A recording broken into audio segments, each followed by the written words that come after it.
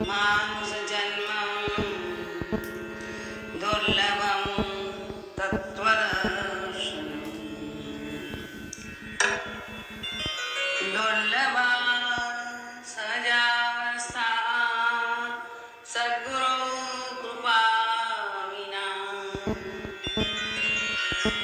सद्गुरु करुणा विना सद्गुरु करुणा विना।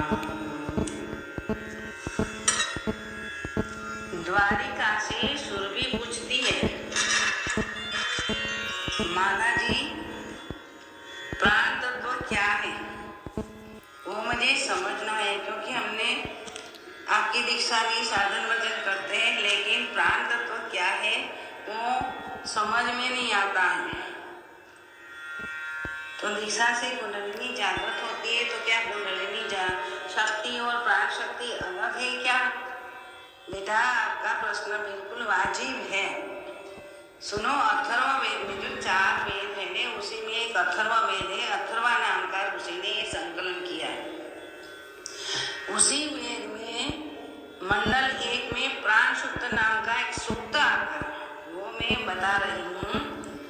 ओम प्राणाय नमो यस्य सर्वं इदं वसे यो भूतः सर्वस्येश्वरो यस्मिन् सर्वं प्रतिष्ठितम्।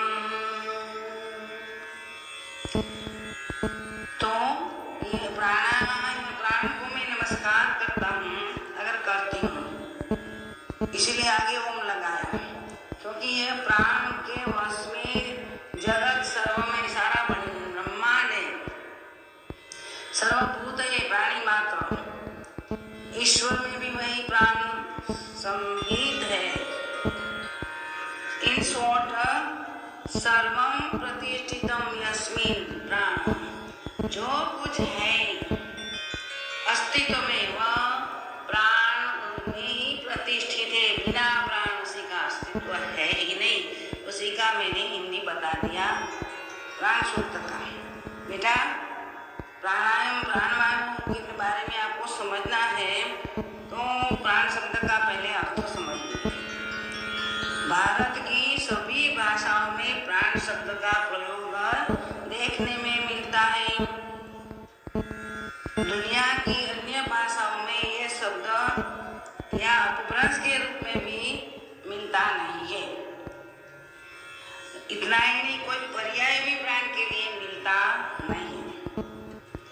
अंग्रेजी में प्राण के लिए ब्रीथ शब्द इस्तेमाल किया जाता है, पर हमें रोज बरोज का अनुभव है कि ब्रीथ का अर्थ तो श्वास प्रश्वास की प्रक्रिया है। दरअसल प्राण शब्द इसी से बिल्कुल विभिन्न है। समझ में आती है ना बात? हाँ। विश्व धर्म परिषद में जब श्री विवेकानंद जी गए थे, उसी का प्रवचन शुरू हुआ, तो प्राण के बारे में बताना था। तो प्राण शब्द के लिए उसी ने साइकिक फोर्स ऐसा शब्द कोइन करना पड़ा, क्योंकि उसी भाषा में तो है नहीं, तो शब्द कोइन यानी कि शब्द का गठन करना पड़ा। साइकिक फोर्स है। देखो, प्राण शब्द के ये निकट का शब्द उन्होंने कोइन किया, लेकिन प्राण शब्द का भावार्थ बराबर इसी में समझाया नहीं जाता, क्योंकि ये हमारी लिमिटेशंस है अंग्रेजी भाषा की। आगे देखें तो हमारे वैदिक युग में जिस अर्थ में प्राण शब्द का उपयोग किया है, वो मैं बताती हूँ। वायु शब्द जहाँ जहाँ इस्तेमाल किया है, वो प्राण तत्व ही नहीं है। ये शब्द उसी से भी, वायु शब्द से भी भिन्न है, क्योंकि साइकिक का अर्थ मानसिक होता है। तो प्राण और मन से मानसिक शब्द वो विशेषण हुआ है। तो साइकिक का अर्थ, जो अंग्रेजी में साइकिक शब्द है, उसी का अर्थ तो मानसिक होता है। तो मानसिक फोर्स से प्राण शक्ति बिल्कुल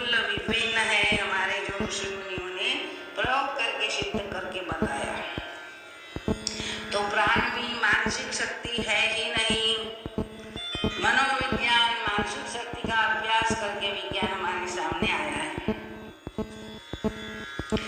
सच में प्राण शक्ति मानसिक शक्ति है नहीं, तो प्राण शक्ति क्या है मैं आगे बताती हूँ। प्राण शक्ति के अधीन मन कार्य करता है, तो प्राण को मन कैसे कहा जाएगा? बिल्कुल नहीं। हम ऐसा बोलते हैं कि आज मेरा मन करता है कि सिनेमा देखने जाऊं, ऐसा कोई बोलते हैं कि मेरा प्राण ऐसा करता है कि मैं सिनेमा देखने जाऊं। बिल्कुल नहीं, सही बात है, आपने सही बताया, सब समझ रही है। ये हमारा रोज का अनुभव है। इसीलिए सिद्ध होता है कि प्राण शक्ति मन से बिल्कुल भिन्न एवं सूक्ष्माति सूक्ष्म है। उसी का हम अनुभव करते बोलते हैं कि प्राण पंखे को चला गया तो शरीर मुर्दा हो गया। ऋषियों ने मुनियों ने साधना करके अपने शरीर को प्रयोगशाला बना के प्रयोग करके अनुभव करके सिद्ध कर दिया है कि पश्चिम की बुद्धि यह समझ नहीं पाएगी कि प्राण शक्ति मोटी से प्राण साइकिल फोर्स है ही नहीं, समझ गए।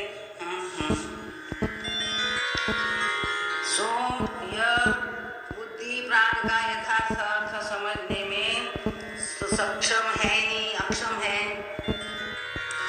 जो योगासन सिखाते जैसे बाबा, वो प्राणायाम करवाते हैं, रेचक कुंभक अनुलोम विलोम सूर्य वेदन आदि कैसे प्राणायाम है, उसी से प्राण को हम पहचान नहीं पाते। सिर्फ उसी से श्वासोश्वास की गति को हम संयमित करते हैं।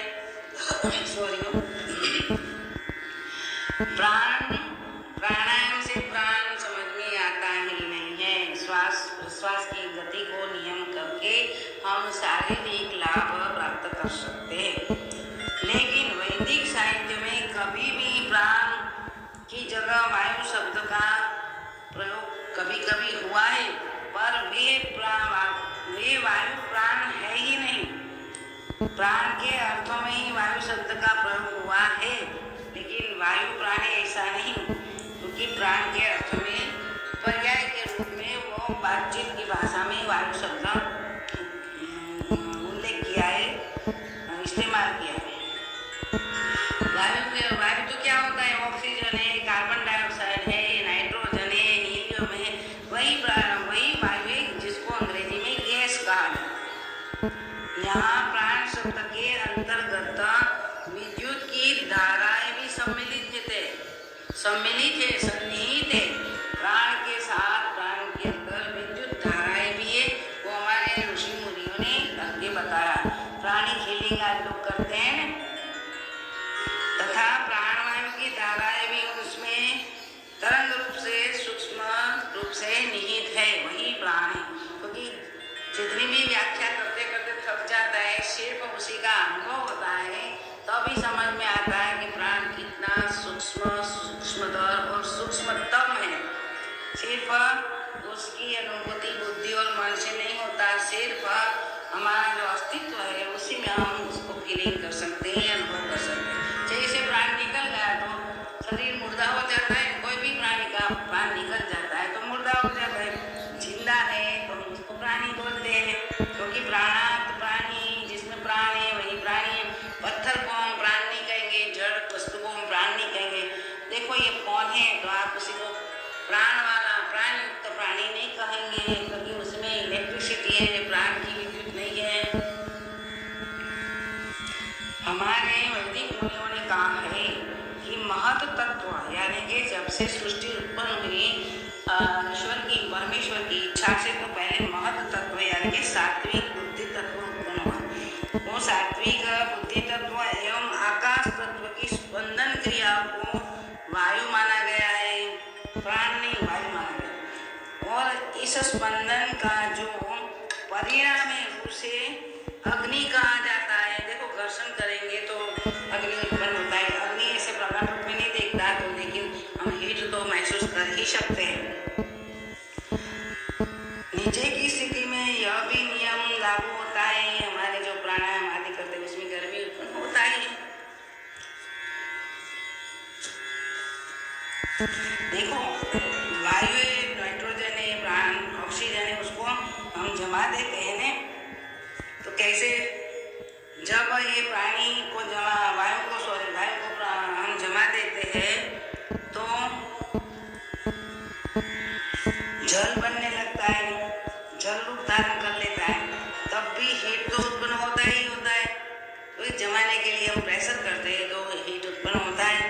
आज इलेक्ट्रोड से आदि वैज्ञानिक साधनों से हम सिद्ध कर सकते हैं, जिसको पश्चिमी विद्वानों उसे लेटेंट हीट कहते हैं, LATENT लेटेंट हीट कहते हैं, कि जो जल को जमा देते, वायु को जमा देते तो भी एक गर्मी पैदा होती है, उसी गर्मी को, उसी तेज को लेटेंट हीट कहते हैं। समझ में आती है ना? ऐसे भाव वाले बृहदारण्यक उपनिषद में श्रुति है, उसी में कहा गया है। इतना ही वैदिक संहिताओं, उपनिषदों, ब्रह्मसूत्रों और तांत्रिक ग्रंथों का अवलोकन करेंगे तो यह प्रतीत होता है कि ऑक्सीजन वगैरह जो वायु है, विशेष का नाम है, वायु विशेष का, प्राण का नाम नहीं है, प्राण पदार्थ है ही नहीं है। प्रश्नोपनिषद में सूर्य को समग्र विश्व का प्राण कहा गया है, तो आज विज्ञान भी समग्र विश्व का ऊर्जा स्रोत, प्राण देने वाला स्रोत तो सूर्य ही है, तथा विश्व के प्राणों का उत्पत्ति स्थान भी सूर्य माना गया है। उपनिषद कहती है कि स एष वैश्वानरो विश्व प्राणो अग्नि उदयते। ये वैश्वानर है, वैश्वानर का एक अर्थ है तेज, अग्नि। तो ये सभी प्राणों को उत्पन्न करते, उदय करते। जो सूर्य नहीं उदय होता, 3-4 दिन नहीं होता, तो प्राणी सब बीमार होने लगते। इसीलिए सूर्य प्राण का स्रोत है, वो सब लोग मानते हैं। हमारे ऋषि मुनियों ने तो पहले से ये सिद्ध कर दिया है। आगे जाके यही बताते हैं कि प्राण को, प्राणियों में वीर्य रजस को प्राण का रूप कहा गया है। जो वीर्य उत्पन्न होता है पुरुष में और स्त्री में रज होता है, बीजांड उत्पन्न होता है, वो सूर्य की किरणों की वजह से उत्पन्न होता है। वहाँ से प्राण क्रियान्वित होके बना के बच्चा पैदा करने में ये मूलभूत कारण है सूर्य का प्राण। अरे सूर्य बेटा सुनो, आपका प्रश्न है, मैं समझती हूँ। आप बोलती हैं कि प्राण कहाँ से उत्पन्न हुई, तो मैं आगे बताऊंगी। प्राण शब्द की उत्पत्ति व्याकरण की दृष्टि से देख लो पहले। प्राण शब्द है ना, तो उपसर्ग है आगे का, और अन्न धातु है। अन्न धातु जीवनदायिनी चेतना शब्द युक्त है अन्न। इसी से मैं समझती हूँ कि अन्न से अन्न शब्द उत्पन्न हुआ होगा। अन्न के बिना प्राण प्राणी का टिकते नहीं है, तो अन्न धातु है, इसका वाचक है किसका? प्राण का, चेतन का। जैसे ओंकार है, प्रणव ब्रह्मवाचक है, वैसे ही अन्न जीवनदायिनी चेतना का वाचक धातु है। सो प्राण शब्द का अर्थ ही चेतना शक्ति होती है, चैतन्य शक्ति होती है, चेतन शक्ति होती है, चैतन्य भी बोलते हैं। प्राणात प्राणी, प्राण से ही प्राणी कहलाता है। पत्थर में प्राण नहीं है तो हम उसको प्राणी नहीं कहते, जड़ पदार्थ को हम प्राणी नहीं कहते। जहाँ सजीवता दिखती है उसी को ही प्राण कहते हैं।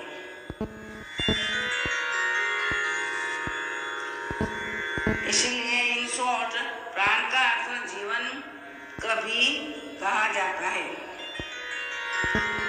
इसमें प्राण नहीं है, यानी कि जीवन नहीं है, मुर्दा हो गया, ऐसा इस्तेमाल हम शब्द प्रयोग करते हैं ना। तो आपकी अभी जिज्ञासा है कि प्राण की उत्पत्ति कैसे हुई और वह कैसे काम करता है। हमें प्राण है तो वह कहाँ से आया, जब प्राण निकल जाएगा तो कहाँ जाएगा, ये आपके प्रश्न है। लेकिन ये एपिसोड बड़ा लंबा हो जाएगा, तो मैं यहाँ पूर्ण करती हूँ। जय हो गुरु भगवान की, जय हो जगदम्बा आद्या शक्ति त्रिपुर सुंदरी की सुंदरी का जय हो, जय हो, जय हो। सदगुरु भगवान की जय हो, जय हो। रखती हूँ बेटा, एपिसोड डाल दूंगी यूट्यूब में तो सारे लोग देख सकेंगे, ठीक है। अच्छा, सदगुरु भगवान की जय।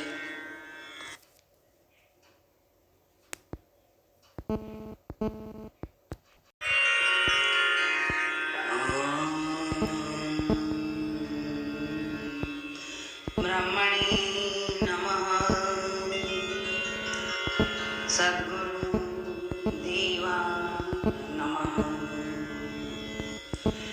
दुर्लभं मानुष जन्मं दुर्लभं तत्त्वदर्शनम्।